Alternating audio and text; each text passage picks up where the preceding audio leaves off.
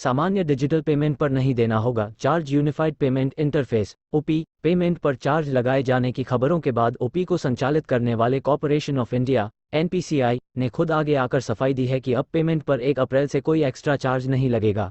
असल में ऐसी खबरें चल रही थी कि ओपी पर 2000 रुपये से ऊपर के ट्रांजैक्शन पर यूजर्स को 1 अप्रैल से सरचार्ज देना होगा।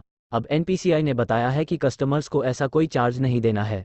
हाँ, प्रीपेड पेमेंट इंस्ट्रूमेंट्स यानी प्रीपेड वॉलेट के जरिए किए गए 2000 रुपये से ऊपर के मर्चेंट पेमेंट पर इंटरचेंज फीस लगेगी।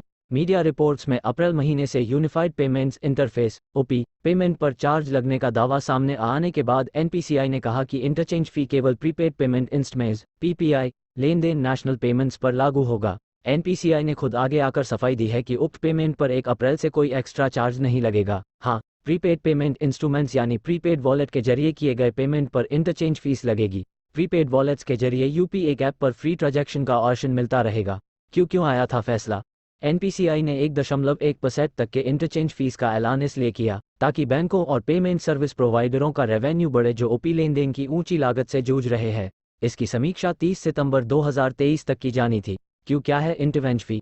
इंटरचेंज फी आमतौर पर कार्ड भुगतान से जुड़ा होता है और लेन देन को स्वीकार करने, प्रोसेस करने और ऑथराइज्ड करने की लागत को कवर करने के लिए लगाया जाता है। ऐप पर फ्री ट्रांजैक्शन का है ऑप्शन।